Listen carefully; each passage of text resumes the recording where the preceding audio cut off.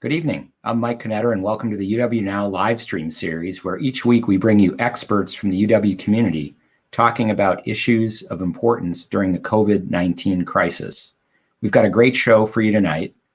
You've all seen it: dumped milk, closed meat packing plants. What lies ahead for summer? Am I going to be grilling beyond meat? Am I going to be able to eat ice cream? Am I going to be able to grill ribeyes? Who knows? I'll tell you who knows. Our expert panelists, and they're going to tell us a few things about it.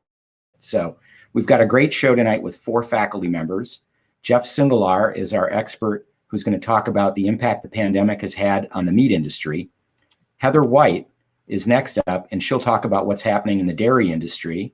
Michelle Miller will talk about changes faced by small supply chains, such as local growers who serve farmers markets and restaurants. But we'll kick things off with Greg DeCroix. Greg is the Granger Professor of Supply Chain Management at the Wisconsin School of Business. His research is, as you would expect, in the field of supply chain management, with a particular focus on areas such as managing supply chain risk, utilizing information in the supply chain, and the impact of decentralized decision-making on supply chain efficiency. Greg, it's great to see you again. It's been a while. Someday I'll see you in person. But looking forward to hearing you tee things up for us tonight on what's going on across supply chains and how we should all be thinking about that issue. Great. Thanks, Mike. And welcome to all the alumni who are joining us tonight.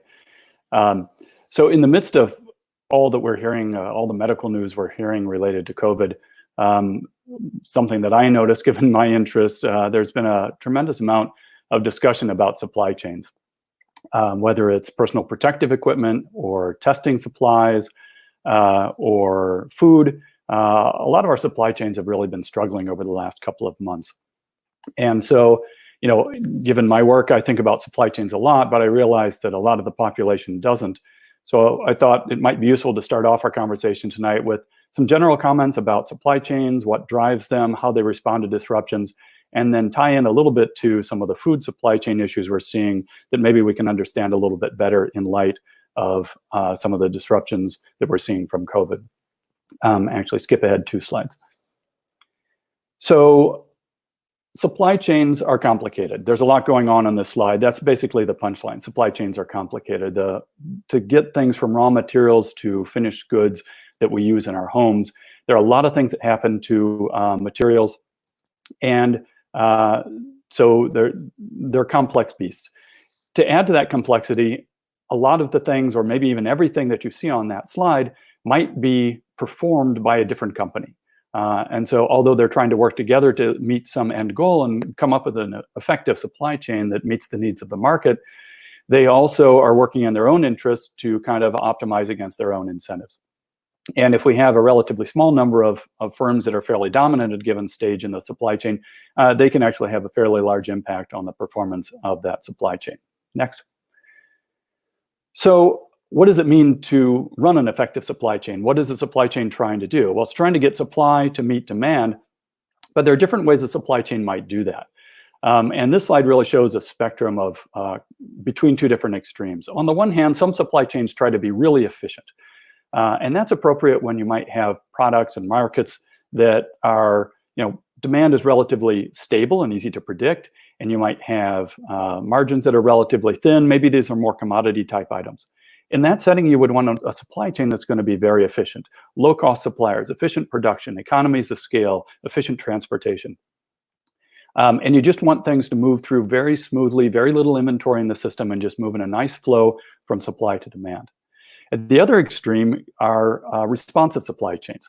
And those supply chains are more appropriate when maybe it's a more innovative product. The margins are a little fatter, but also demand is very hard to predict. And so you want a very responsive supply chain with flexible suppliers, maybe some extra inventory and capacity to be able to surge if demand swings upward. And you can afford to do those things because your margins are a little bit fatter. Okay? Now, either one of these or something in between can work just fine if appropriately matched to the product and the market, as long as things are running relatively smoothly. In fact, some of the supply chains that we've seen and heard some problems with have tended to operate more towards the efficient end of things. things like personal protective equipment and food tends to be a little bit more stable, steady demand, a little bit lower margin. Next slide, please. So the question is, what happens when supply chains, when things don't go smoothly, which is what we've seen recently. Now, disruptions have been around for a long time. Next.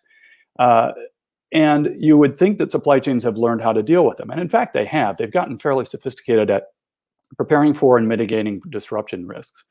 They got a real wake-up call around 2011 in particular. There were a couple of big events. Some of you may recall the earthquake and tsunami in Japan and the flooding in Thailand that affected a lot of different industries. And supply chains quickly learned, or were reminded of, I should say, that single sourcing from a single company, a single facility, or even a single geographic region can be very risky. And so there are a couple of different standard responses that firms might take in order to try to mitigate that risk. One is diversification. Instead of buying from one supplier, buy from a variety of suppliers, perhaps in different locations. Another is holding some inventory to protect yourself against a disruption as a supplier, where you might be able to live off of that inventory for a little bit until the supply comes back online. The problem with both of those is they're both costly. And particularly if you're trying to operate at the more efficient end of the supply chain, it may be too costly for a single firm to be able to hold on to these sorts of mitigation or protection measures for long periods of time. That's particularly true if we have rare but highly catastrophic sorts of disruptions. For example, if you were burned by the 2011 earthquake in Japan, and you decided to hold 2 or 3 months worth of inventory to guard against the next catastrophic earthquake in that region of Japan, you'd still be holding on to that inventory 9 years later because we haven't had another one like that in that region. And so how long can one afford to do that? And so there's very much a tendency and some incentive to sort of fade away from some of these mitigation techniques. Also on the diversification side, that's particularly effective if the disruptions at different suppliers might be not very highly correlated. So if one supplier goes down, it's highly unlikely that another supplier would go down at the same time. So that's what we've learned, and we're pretty good at it. But what's different? Why are we having struggles now? What's different about COVID that's causing some additional problems? Well, the next slide shows what a COVID disruption looks like. Disruptions are all over the place. You can have disruptions at a lot of different suppliers at the same tier in the supply chain. You can have disruptions at multiple tiers in the supply chain at the same time. You can have not just supply being disrupted, but demand disrupted tremendously. Some parts of the supply chain demand has been decimated. In other parts of the supply chain, demand is surging. And so, and all of these are highly correlated. They're all stemming from the exact same underlying cause. They're not all happening at exactly the same time in all different places at once, but there's enough correlation there that some of the diversification can be a bit challenging to try to pull off effectively, or at least some of the benefits might not be quite as great. So what can we do about that? So let's talk about the food supply chain and how some of the things that are happening there might be understood better given what we know about supply chains in general. So let's start, I'll just look at 3 different points in the supply chain. I'll start at the upstream. There's been a fair amount of concern about farm workers. They're a critical input for a large part of our agricultural supply chain. About 20% of US agriculture relies on seasonal workers. About 70% of field hands are foreign laborers, and a lot of the poultry and meat processing as well. And so there was originally some very strong concerns about the visa process. As we shut down visa offices, how are these people going to get into the country? Once they're in the country, a lot of times they're living in very close quarters and sometimes working in close quarters. A breakout of COVID in one of these populations could spread very quickly. And diversifying away from this is pretty challenging. The economic pressure is very strong. These are not very appealing jobs. They aren't very high wage jobs. So it's difficult to find a lot of other sources of labor that one could pull in if your immigrant labor is not available. And again, with the correlation across different farms because of this underlying root cause of COVID, again, diversification is challenging in this sense. Next. So some of the things that have been done, these are maybe minor, but they were declared essential personnel. The visa restrictions were relaxed quite a bit. They no longer require interviews, so they can actually come into the country without visiting a visa office. And some of the growers are starting to rent out hotels and other facilities to help isolate workers who might get sick so it doesn't spread as quickly through the population. Next. So the next one is the meat processing facilities, and I'll touch on this just rather briefly because I know that Jeff's going to talk about it more in a minute. This is one of those points in the supply chain that's particularly a bottleneck because we have had a lot of consolidation in this part of the industry, relatively few firms and a moderate number of facilities. And as a result, upstream suppliers have limited ability to diversify their customer base in terms of what processors they sell into, and downstream customers have a limited ability to diversify their supply base. And so some impact here, some slowing down, some plant closures can have a pretty strong impact on the whole supply chain as a whole. And some people are surprised by these swings in prices where we see farmers getting lower prices and customers getting higher prices. It's really just a matter of economics. If you have the processors are the demand for farmers, and if they have lower demand, prices will go down. But they're the supply for the wholesale market and groceries. And so if supply goes down, then prices are going to go up. Go on to the next. The last part of the supply chain is sort of the bottom end, and this is something we've all heard a bit about. The impact on food demand, you'd think there's still the same basic number of people and we still are eating, but the two different parts of the supply chain are affected very differently. The commercial supply chain has been largely shut down with businesses, schools, restaurants and bars, and the grocery supply chain has had demand surging, up about 20%, I believe. The problem is that these two different parts of the supply chain are really different from each other. They're separate. They diverge farther up the chain. And so you might have different cuts of meat. You might have different packaging, different volumes, different labeling requirements going into the commercial market. And you can't simply turn on a dime and deliver all those things to grocery stores. Next. There are things being done. Sorry, one more slide before that. This issue of demand surging at grocery stores has been exacerbated because people are worried about shortages. So the natural thing you do when you're concerned about shortages is that you're going to stock up a little bit more in case you can't find things at the store. So things people have tried to do is there are attempts certainly to shift to the extent that we can production capacity to serve the consumer market, rerouting trucks. All of this is less efficient in many cases, so it's going to reduce our capacity to be able to actually meet that demand. But it increases capacity relative to not doing anything at all. And when you see grocery stores limiting purchasing, that's really to try to curb this kind of stocking up, which gives a more honest signal of real-time demands to the supply chain and hopefully will reduce some overreactions there.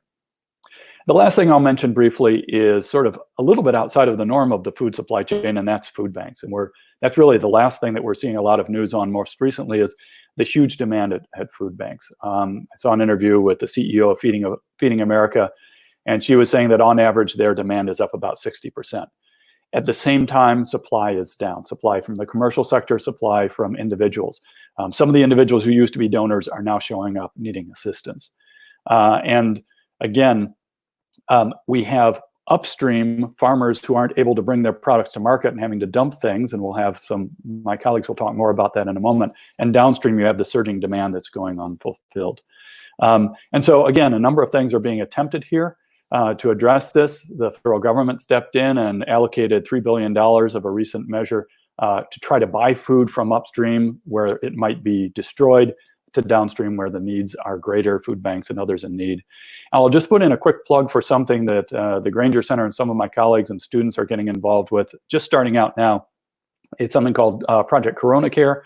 We're partnering with some food industry execs and a couple of other supply chain programs around the country to try to facilitate that exchange, whether it's working directly with that federal program or other programs to try to speed the movement of food from things that would have been destined for commercial markets or that otherwise would be destroyed and get that into the hands of people who need it. And so I'll put out a quick plug. We don't know exactly what our needs are going to be at this point, but if any alumni are out there who are in the food industry or have good connections there, if you're interested in trying to help out with that, I'd love to hear from you, and we'll see if we can put you to use. Thanks, Great. Mike. Thank you, Greg. Well, next up, we've got Jeff Sindelar, who's an associate professor in the Department of Animal Sciences and is the Extension Meat Specialist for the state of Wisconsin. Jeff and I learned we have a couple things in common. Mm-hmm. He is an expert on meat processing, quality, safety, supply chain, and consumption. And I explained I consider myself an expert on meat quality and consumption. So, but Jeff, you've got a lot more expertise, and I'd love to hear from you what you think is going on in the meat industry. Thank you. Take it. Yep. Yeah, thank you for the introduction, Mike. I suspect that many of us on this call and listening maybe have some things in common, similar to our commonalities. Hello, everyone. Our great UW friends. I'm certainly excited to spend a couple minutes talking about the meat supply impact from COVID-19.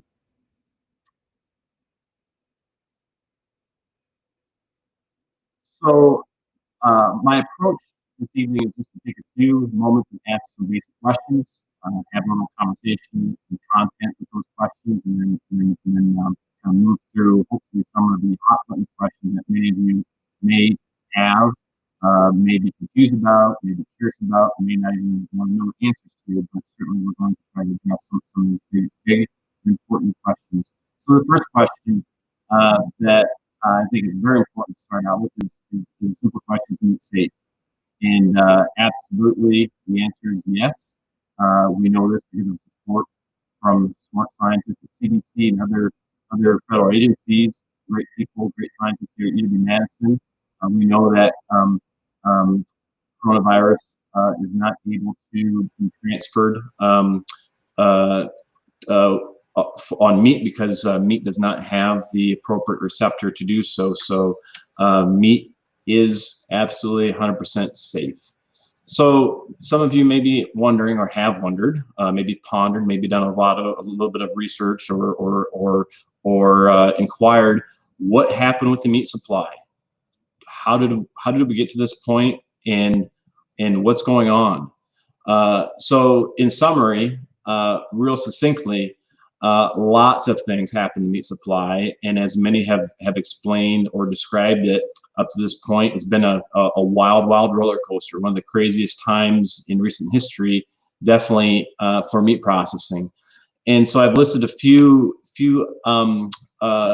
sequential events that have driven some of this. Let's see, I think can you back up a slide, please? Thank you. And so really what started after the outbreak of the pandemic was, it's making its way into the food system.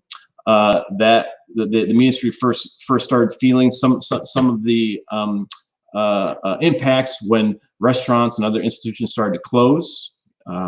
Everything from school systems to resorts, where a lot of their products were directed. All of a sudden they were starting to build up, and those markets no longer existed. And then there's a shift in markets, right? As Greg mentioned, lots of people started going to grocery stores. That's putting a lot of pressure on the supply and demand of those stores. So we saw an oversupply of meat, and actually in some cases severe price reductions. And perhaps some of you had an opportunity to get like a fire sale on some certain cuts. Typically higher value cuts, because at grocery stores and supermarkets, a lot of the lower cost cuts like poultry and ground beef and ground pork, those were flying off the shelves, and it was leaving all these more expensive cuts, the T-bones and the ribeyes and the lamb chops and so forth. And with no place to go, the response, of course, was to lower the price. So there's a short period of time where it was very strange because we were in this situation, but meat prices were very, very cheap. Then things started to infiltrate into the meat plants. So we had lots of positive lots of workers with positives for coronavirus. That, of course, started to really flourish in these plants, larger plants that have high density, lots of employees. Because of that, the plants were struggling to stay open. They were struggling to maintain capacity. And some of the outfall of that is what we all have learned about, lots of plant closures. And when that occurred, we started having some very significant increases in live animals that needed to be harvested. This became a bottleneck. And so we had lots of large plants that were running either at reduced capacity generally between 50 and 60% capacity, or were shut down. Lots of animals that were starting to need to go places. For example, I think at its height, there was about 150,000 head of a day of hogs that had nowhere to go. And if you start adding those days up, and then they turn into weeks, it's a lot of animals that weren't making it to grocery stores. And when some of this started occurring, plants started to close. We saw, right, higher meat prices. We saw consumers starting to get into an overbuying phenomenon. And I must admit, even as a meat scientist, the thought was crossing my mind from time to time. And now we're kind of in this current undersupply and overpurchasing mode, and it's really driving some pretty high prices for lots of products in stores. So what has been going on? How has the meat industry been responding to all these things surrounding them and involving them? And they have really been relying on federal agencies, specifically the Center for Disease Control, who developed some guidelines for meat and poultry processing plants in order to help curb this pandemic and really provide a healthy and safe working environment for employees, so that they could allow these plants to get back up and running at some significant capacity. So there are a number of things, number of changes that were made, and here's a few pictures on this slide that kind of illustrate that. So there was increase in sanitation, a lot more hand sanitizers distributed around the plants. There's been increased availability for personal protective equipment. So N95 face masks, face shields are really common and almost standard in most plants today. A lot of plants went to voluntary testing of all employees to try to help the health of their entire employee group. Lots of work regarding social distancing, you know, the 6 feet apart. How do you do that in some of these large operations where that require lots of people? And in the picture to the very right, just kind of shows very vaguely, you might be able to see some plexiglass dividers to help those employees have a little bit more separation. And then many plants have moved to doing things like daily temperature checks to try to screen and make sure that people showing up at work are healthy. So a big question recently, are we in a meat crisis? And the answer, as it's spelled on this slide, is no. We're definitely in a meat shortage. You can go to supermarkets and grocery stores and find meat. Some may look similar to the pictures shown in this slide, but very rarely, right? There is still animal protein available. It just looks a little bit different these days. And the meat industry is turning the corner. We're starting to get days. So that crisis is really shrinking very, very, very rapidly. So many might be wondering, well, if we're not in a crisis, but maybe shortage, you could understand, why on heavens is meat so expensive right now? And as Greg really did a wonderful job of explaining, it's very simple. We're in this very, very off-kilter supply and demand phase. Generally, the meat industry, animal agriculture industry, is fairly robust and resilient. There are price fluctuations that occur on a regular basis. However, when these price fluctuations are so great that they are beyond what can be withstood, that outfall results in what we see, really high meat prices. So lots of people, not enough product, and lots of pressure for demand and not enough supply. So are there things that we can do, and what should we or can we do? So I've listed 4 kind of guiding principles, if you will. We all should continue or try to, on a daily basis, practice patience. Things will change. They will get back to normal, whatever that new normal becomes.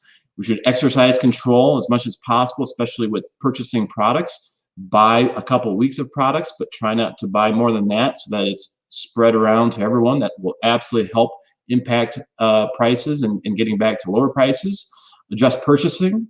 So there are other proteins available besides meat or maybe just adjust portion sizes. Small things can make a big impact.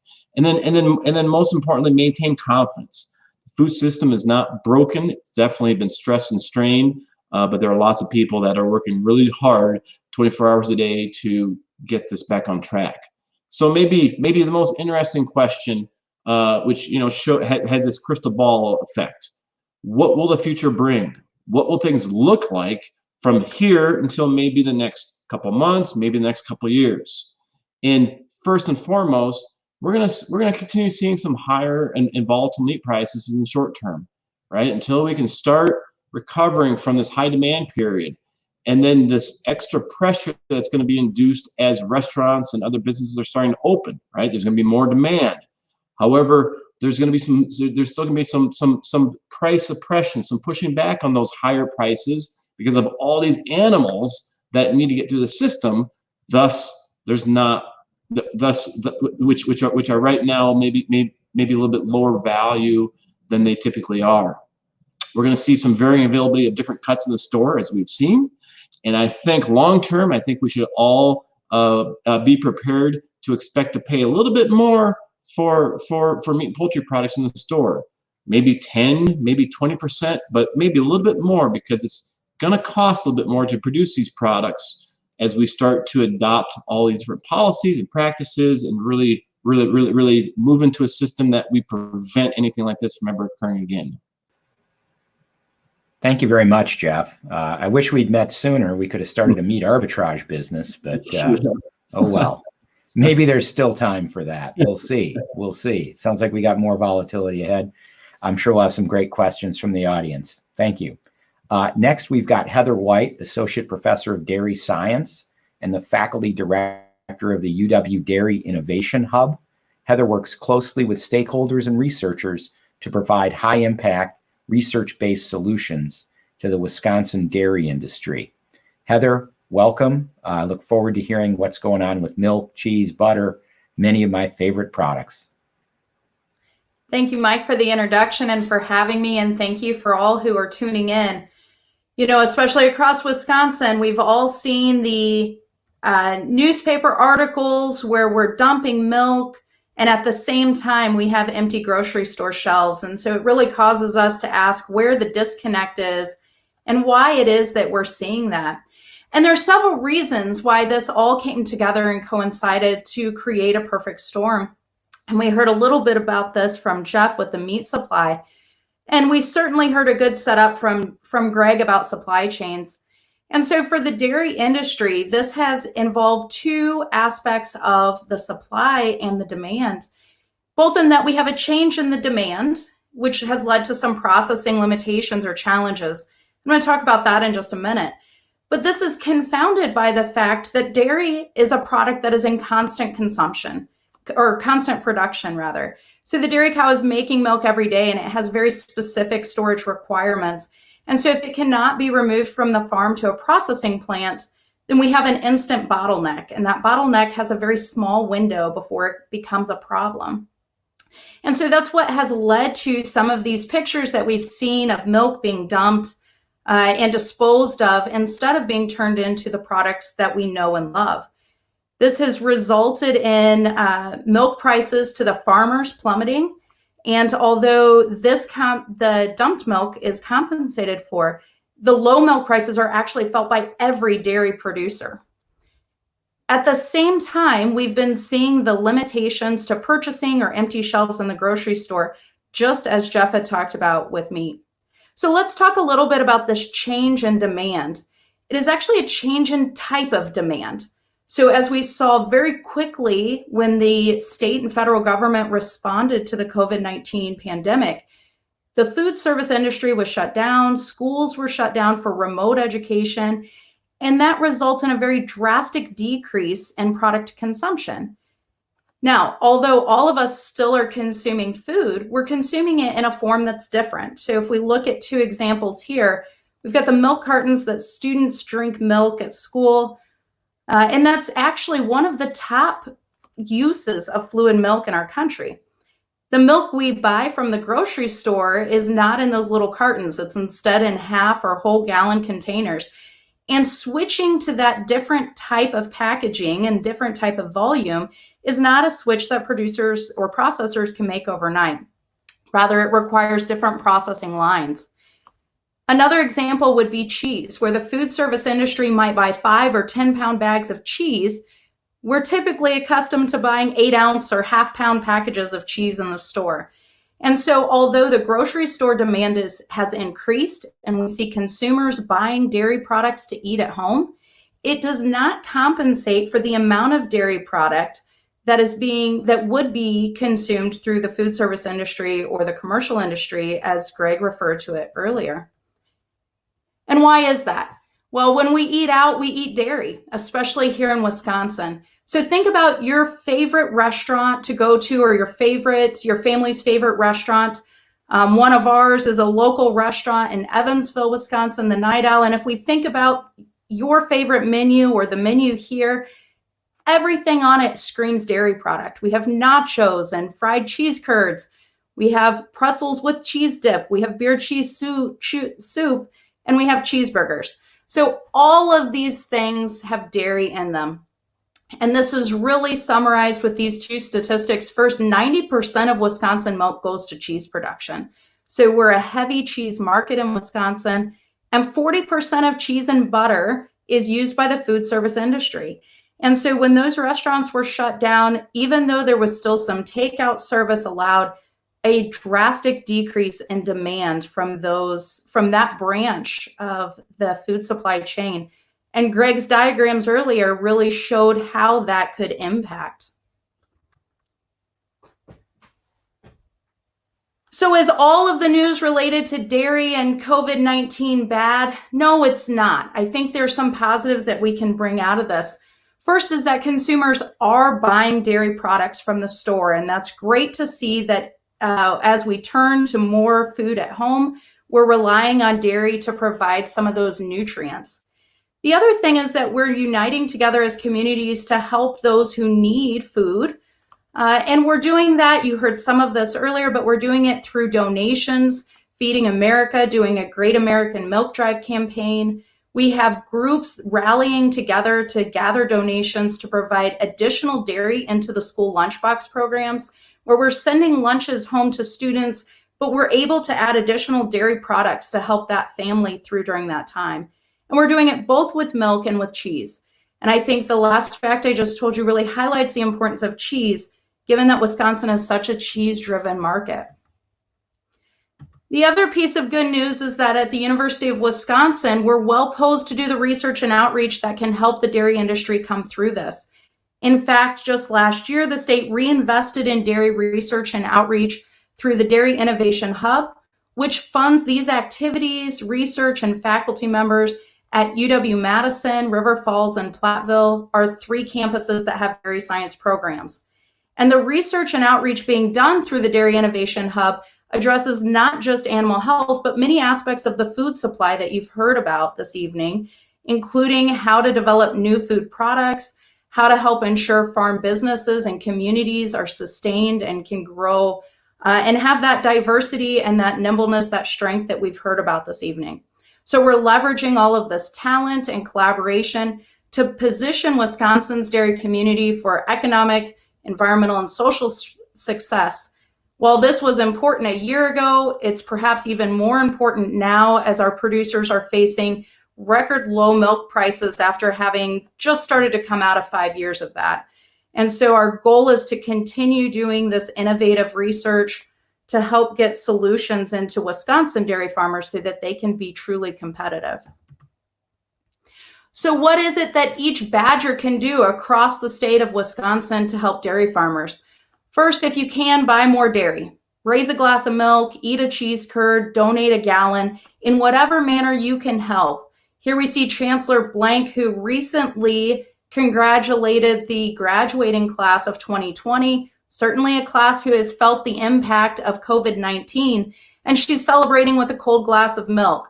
So do what you can to help with demand. Be flexible with the products you buy, just as Jeff had said. If you see a limit on dairy products in the grocery stores, reach out to Dairy Farmers of Wisconsin. They're on social media, they have a website, and they're working with those grocery stores and those supermarkets to ensure that they're able to get the product that they need so that they have confidence to allow consumers to buy them.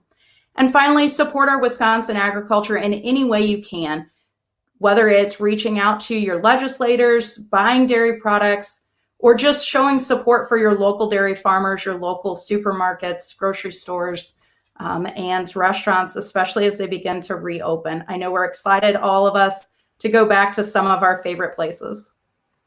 Heather, thank you. It's past the hour when I can be drinking milk, but I might raise a bowl of ice cream to the dairy industry That'll later work tonight. Okay. All right. Well, thank you very much. We'll have plenty of questions for you, I'm sure. Next, we welcome Michelle Miller. She's a researcher and associate director at the Center for Integrated Agricultural Systems. As the title would suggest, Michelle studies agricultural systems and their supply chains, as well as food transportation, and a real special emphasis on the local farmers markets that we all love, especially our own in Madison. So welcome, Michelle. Thanks, Mike. And it's really a pleasure to be here with Badgers tonight. I want to emphasize a lot of the things that earlier speakers said. Really, our food system is a network of businesses, and that network has a structure that's based on contracts, relationships, and trust. As we've heard, it's fractured along the food service and retail lines of distribution. The national structure has buckled at the processing bottleneck place, and we've got serious issues we're facing in Wisconsin specifically. The Department of Workforce Development estimated that unemployment in April in Wisconsin was at 27%.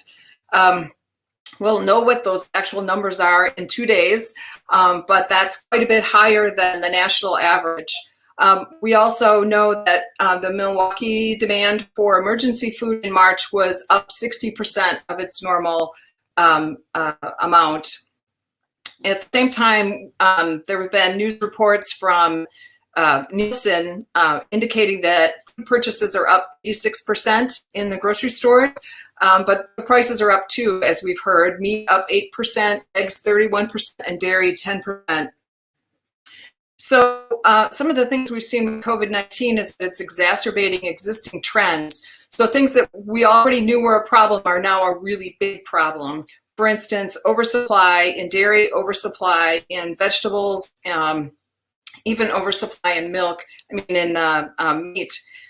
So the longer COVID-19 and the effects on our economy last, the more the food system will change. One of the big trends that we've heard about is direct delivery and e-commerce. There's a lot of expectation that that's here to stay now, and that can be for the consumer. It's maybe a little difficult for large cities and transportation issues around moving product from warehouses to consumer. We'll also see some new ways to organize our supply chains and new policies and in Washington that address what our food system looks like today. The last time we went through developing a lot of new policies was during the Great Depression, and a lot has changed since then. So it's important to be thinking about what kind of food system we want and how we're going to make it transform in this key moment. If I could get a slide. So another existing trend has been this move towards a microgrid. Rather than thinking of food systems as a national food system, we're also starting to see the development of a more regional food system. And in part, this is a result of the interest in e-commerce and direct delivery. Let's see. If we could have the next slide, please. I want to share with you some of the ways that local and regional food systems, or this microgrid, have strengthened the food distribution system. Our Center for Integrated Ag Systems convenes weekly conference calls statewide to touch base between all people who work in food systems. there's a similar rapid response in other regions as well. At the national level, the Wallace Center has been organizing a national listserv and weekly webinars for leaders doing food systems work. The potato growers have seen a 25% reduction in their processing capacity here in Wisconsin. Overall, the state's fairly diverse and well-positioned, but growers in Idaho and Washington rely on processing much more than Wisconsin. And so as they start moving potatoes from processing to fresh market, we're going to have more oversupply. There's a lot of interest in local business-to-business, local wholesale business-to-business. And this is really important for independent grocers who are at the end of the supply chains in rural areas. Organizing wholesale markets to improve market access has been another big project that the center has worked on over the last 10 years. This should increase food access in rural and urban neighborhoods, as well as improve market access for small wholesale farmers. Those of you who are involved in CSAs know that they're oversold this year, and that's nationwide. So in Wisconsin, they were sold out by end of March for the most part. This is a slide of one of our heroes in the food system. This is the Dane County Farmers Market Manager. Many of you probably went to the Saturday market around the square. We learned recently that the square would not be available this year because of COVID-19. And so Sarah Elliott, who's the market manager and another Badger, had a great idea to move the whole operation over to Willow Island and do it as more of a local food pickup. So they organized a online ordering system for farms that were interested in participating, and now cars drive through on Saturday morning with their trunks open and receive product. Next slide, please. This is a slide from the Stevens Point farmers market. We've got more than 70 farmers markets around Wisconsin, and Joel Kuhnhold, who's also our Citizens Advisory Council chair at the center, shared with me the slide and his issues around the size of the parking lot given the year. When I talked to Sarah Elliott about Dane County Farmers Market, she said that it looked like there would be a shortage of space also. They're operating at about 75% of the farms that would normally come in April, but in August, we're looking at more than twice as many farms interested in participating. So they need to find a new space for that as well. Next slide. Joel is not only the farmers market manager in Stevens Point, but he's also a farmer. And so he's been working really hard to make sure that his employees are safe as they do their work together. He even sewed his own masks for his employees. I thought that was pretty good. Next slide. In Mineral Point, another UW alum, Deirdre Birmingham, is raising pork on apple pumice in this slide up here. She's able to do that because she makes hard cider out of her apples. She had an early frost this spring. It damaged some of the apple blossoms, but she doesn't think it should hurt this year's crop. Could I have the next slide, please? Some orchards are expanding to meet the demand for Wisconsin apples. This crew is planting new trees, about 3,000 of them, and they're grown specifically for craft cider making. So that's some of the good stuff going on around Wisconsin right now. Great. Thank you very much. Great program tonight. And I know we've got a lot of people watching, a lot of great audience questions. So we'll start out with a question from Peter. What are the risks of isolating the U.S. supply chain from the rest of the world? So let's go to Greg DeCroix for kind of a general overview on that question. You know, why would we mess around with all the extra risk? Obviously, there must be some efficiency gains that we thought we could reap in the first place. Now I'll unmute and you can hear me. There's been a tremendous amount of globalization of all supply chains over the last decades, couple of decades really. And there are certainly foods that we like to eat that we can get from other parts of the world that we can't get locally. So particularly fresh produce, if it's wintertime and you want some piece of fruit, We can't grow it here and getting it elsewhere. Generally, again, I don't know if I can address the question completely fully. There are risks of any kind of an economic downturn when countries start to put up barriers. You can probably speak to this better than I can, Mike, as an economist, but as soon as you start putting up barriers, there are risks that it can exacerbate some of the downturn. But, again, I'd sort of flip it around and say, what would be the advantage of doing that? If we had all of our supply here, there might be lower risk, but at the same time, it's our U.S. processing plants that are causing a lot of the meat bottlenecks. It's growers in our states that are having potential risks of having workers harvest those things. So it's not clear to me that restricting things to U.S. As a source of our food would necessarily help us tremendously in this particular outbreak. Heather, or I'll try Heather first. To what extent is food a globally traded industry? So how big is global trade compared to our consumption, for example? And maybe you can only speak to dairy, I don't know, but it would seem to me that international demand, even if our supply chain reboots, are we still at risk of, the food supply in other parts of the world maybe is disrupted and they need our food and that drives up our prices? Or is that too small of a factor? No, international export is certainly a part of our food trading and commodities.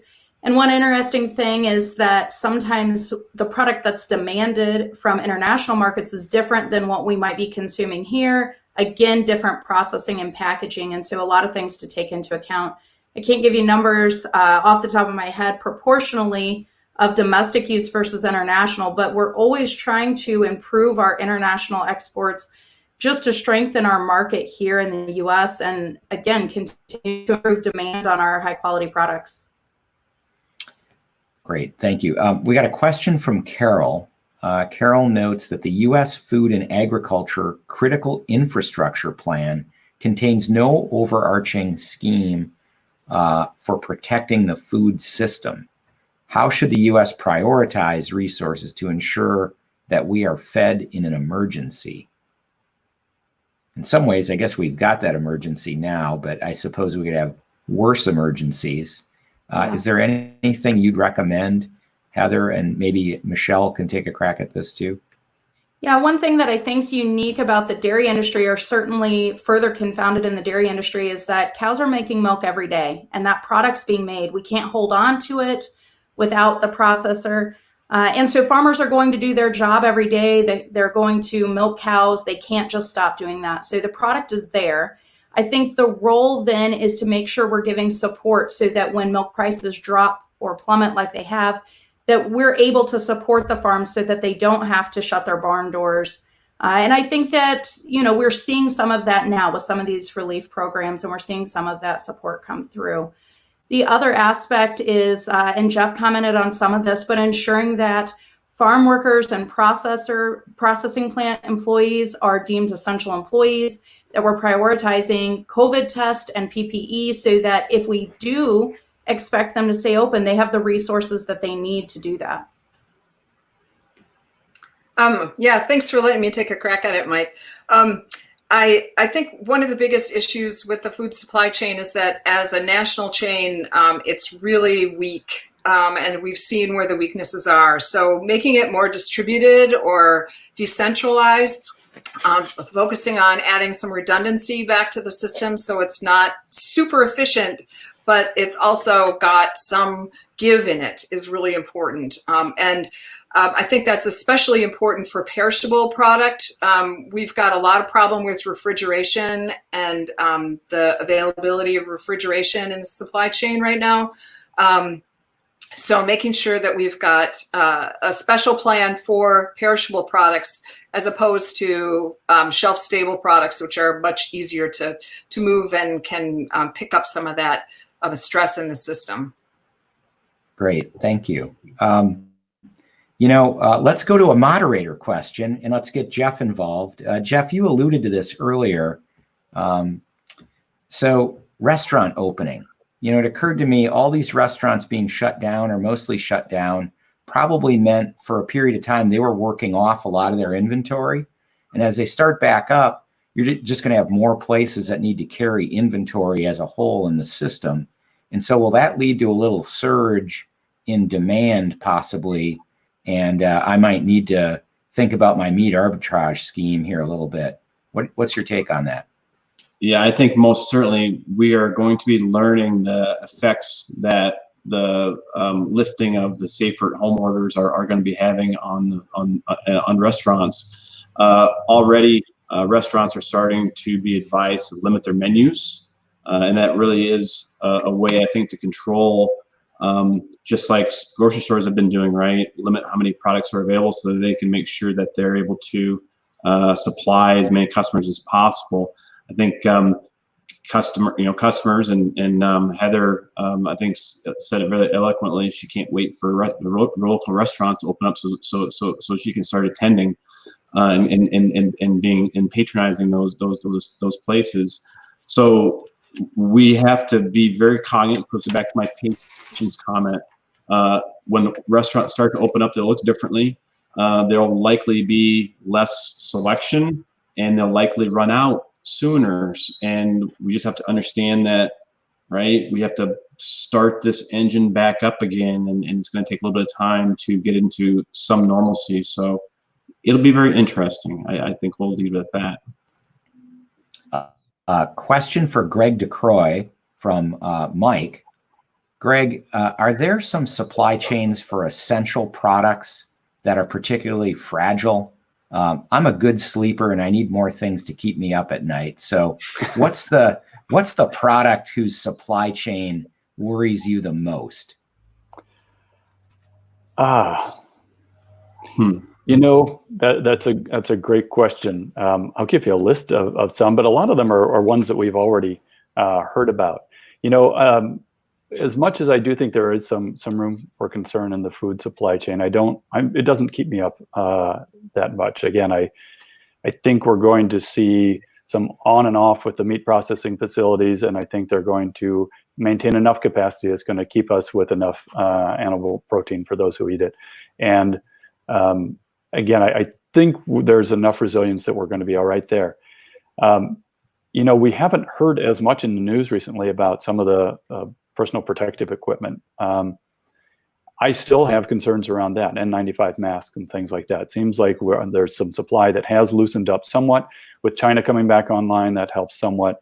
But if we get a major resurgence again, my hope is that we have, let's suppose, and I'm speculating, I have no inside knowledge, but let's suppose December, January, February of the coming winter, we have some sort of a spike that, perhaps it could even be greater than the one we have.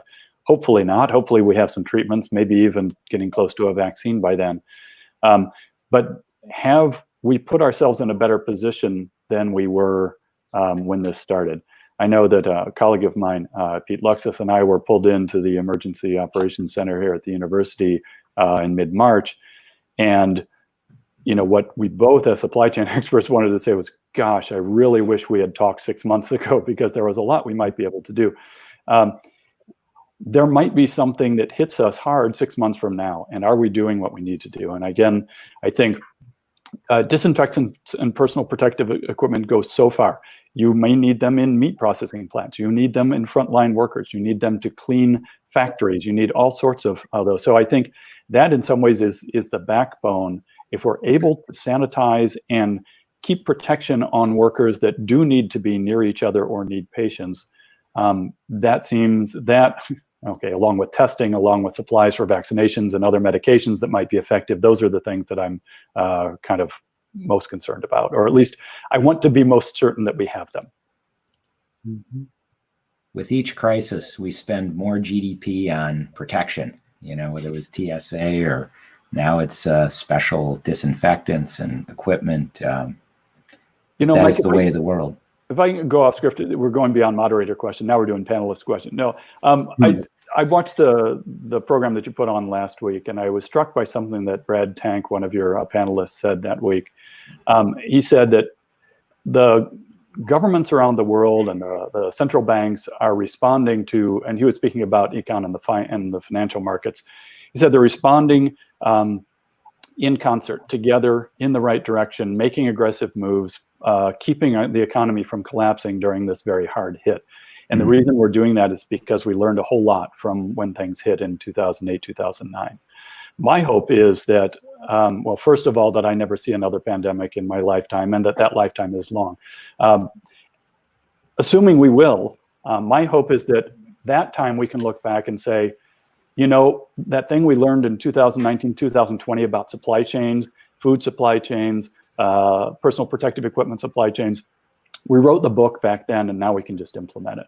So that's my broad hope that comes out of the next 6 to 18 months. Yeah. If I could respond to the question earlier about what to look for maybe in the next 3 to 6 months, one of the things that I'm most concerned about are perishable products, especially those that are labor intensive and water intensive. Out west, we depend really heavily on Arizona and California for a lot of our perishable vegetables. And those tend to be labor intensive. There are labor shortages throughout Western United States, even here. And then they have a compounding factor in climate change where we're looking at water intensive crops and again, an ongoing drought. So I think that it's very possible that we might have some shortages of perishable products in the next 6 months. Kind of along that line, what we're hearing from farmers market growers and CSA growers here in Wisconsin is that they're shifting from these perishable crops like lettuce to more root crops and storable crops that will come due in fall. You know, we'll be harvesting those in fall. So I am somewhat expecting that to happen in the next 6 months. So Jeff, I was very happy to learn that meat cannot transmit the virus. But I guess I will ask Michelle, as kind of multi-purpose food person, what about other food items? You know, I go into Whole Foods, I pick out some lettuce that's kind of out in the open. It's not been sealed up. Somebody was there looking at it. Maybe they even touched it. Can lettuce or other you know, items of produce or fruits be a source of transmission? I think it's the same thing as you might regularly handle your vegetables. You bring them home from the store, you wash them, you wash your hands, you should be fine. CDC is not recommending any special treatment of food in any way. Heather, you wouldn't recommend I go to a farmer's market and just hack off my own piece of the wheel of cheese and bring it home? No, those days are over. Let's let them handle it and package it and hand it to us. Okay. Well, I mean, these are questions, you know, people in the grocery stores are worried, and, you know, I'm relieved to learn that basic hygiene should work. So any questions you have for each other? Goodness. Well, I'd be interested to know. I've stumped you guys. That's my role. Go ahead. I'd be interested to know if the constituencies you work with are doing anything in Washington, D.C. To encourage some of the use of oversupply for meat and dairy in the emergency supply chain. Heather or Jeff, any thoughts about that? So on the meat side, you know, there's generally about 2.5 billion pounds of 2.5 to 3 billion pounds of meat and poultry that's in cold storage, frozen or refrigerated. So it's in the supply chain. We don't have a lot. While there are lots of other countries where there's a lot more. And for example, China, the government sells and buys frozen product to help minimize changes with their currency, with the RMB. But in the U.S., we have a very active and meat industry, so we have a very, very systematic process of raising animals or food, processing those, and then distributing those. It's a very, very efficient centralized and decentralized systems. So stockpiling food in the case of meat is an option. It becomes a bit of a, it's something that would probably add expense to products in stores. Consumers would probably be paying for some of that. Yeah, I think on the dairy side, especially with the perishable nature of it, it's a little bit different of an approach. But I think a really good example of this is that the USDA just recently did a mass purchase of dairy products, which they donated to food banks. And that was, twofold benefit. First, to help relieve the pressure on the storage and the processing side, but then also to help those families that need food. And we heard several of us alluded to that earlier, but, that's some action that has been taken. The other side of this that we might want to consider is whey protein powder, baby formula protein, powdered milks, those type of things, maybe something that we want to reconsider the value of for storage. To go back to the export question earlier, those are the primary products that we export are, whey protein powder, powdered milk, baby formula, whey protein. And that's about 15% of the dairy product from the US is exported. So just to follow up on that a little bit more about the difference in product type.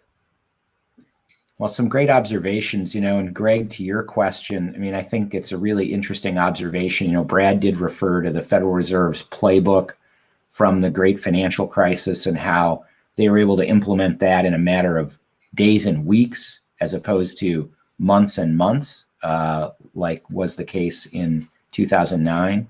That might be the case coming out of this episode, where maybe there will be a little bit more thought given to how does the nation respond to a crisis to secure the food supply. I'm not sure we've put enough thought into that, and probably take for granted the abundance that we typically have. And sometimes it takes something like this to wake us up. And I think from there may be a role for industry groups or the government to facilitate some of that. And it may not be dramatically changing the supply chain to a different structure. Again, as the example I gave earlier, if you were holding inventory for 9 years, hoping, or at least wondering if an earthquake is going to happen so that you're going to need that inventory, that's something that individual firms may not be able to afford to do, given the various economic pressures they're facing. But is there a way that we can, write the playbook to have something like a switch on a railroad track where, yes, we still have maybe a distinct commercial food supply chain and a consumer food supply chain at the last stages of distribution, because that's the efficient way to do it. But we understand what it takes to convert one over to the other, because we know if there's another pandemic, we're going to close restaurants unless we have a vaccine already. Pandemics don't happen if you have protection. So if there actually gets to a point of a pandemic, we're going to close restaurants and we're going to have a surge of demand in grocery. That's going to happen. How would we design ways to quickly switch over? Is there packaging capability?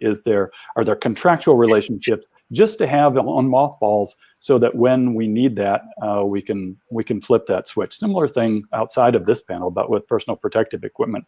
Can we have materials for N95 masks stockpiled? Can we have excess capacity somewhere so that all the people, including people at University of Wisconsin who have dug in and tried to make some of this equipment, don't have to start from scratch? We have designs, we have plans, we have trucking routes. All we need to do is say go, and everybody goes on to plan B. And we, won't be quite that smooth, obviously, but can we get a big head start in combination with a head start on, maybe some of the travel restrictions, some of the testing and things like that, so that we can get ahead of it a little bit more.